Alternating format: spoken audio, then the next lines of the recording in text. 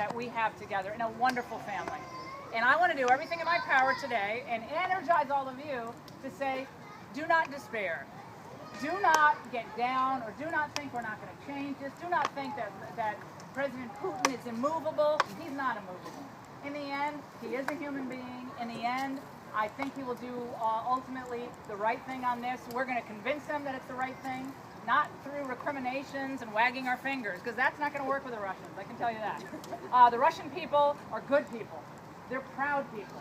And about 175,000 of them turned out to protest the Russian adoption ban in the center of Moscow when this thing first went down. That's unheard of in Russia, for that many people to show up to protest a government edict. So I'm here to tell you today, with all of our strength, with all of our emotion, with all of our positive energy about what's possible for all you kids. I mean, look at you. You guys are beautiful. You're gorgeous. You're funny. Every one of you. And we fight about so much in this city, in Washington. We fight about spending. We fight about wars. We fight about issues that are important. But there is nothing as important and nothing more important that we'll leave behind than these children and their futures and their destinies. We must make them unstuck. We must make ourselves unstuck. Drop any cynicism you might still have about this process. It is involving government, so invariably it's going to be very difficult. But guess what? We've all been through a lot more difficult in our lives. Our country, we've been through an enormous amount. We will get through this. We will get through it stronger. Our families will grow bigger, more diverse. Like my house, we'll grow a little crazy, and we'll all be a little out of control on a Friday afternoon because everyone has their wiggles. But we need to make sure that we send an incredibly positive message to the leaders of the world who still think that it's better to have a child stuck overseas than it is to have that child here with us today.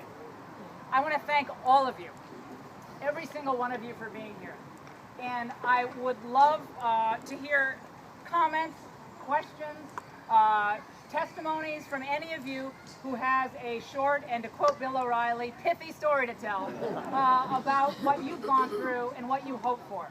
And I promise you this today on this hot Washington afternoon, that I will do everything in my power to try to help Craig in his mission and my own efforts to break this logjam internationally and make it easier for people. With the right background checks and the right safeguards in place, of course we have to do that. But to make it easier for people to have the families that they deserve, they want, and that will serve the children. Serve them beautifully and compassionately and charitably and lovingly.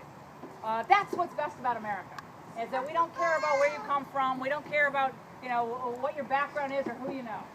We care about whether you want to be part of this great American ideal and whether you buy into our system of values, of our culture, and our laws. And I know all of you do. I'm proud to be here with you today. I feel like I've already met so many new friends, and I love the posters, and I haven't been to Kyrgyzstan, but that's my next trip. And I would love to talk to more of you. Thank you so much. Let's get on.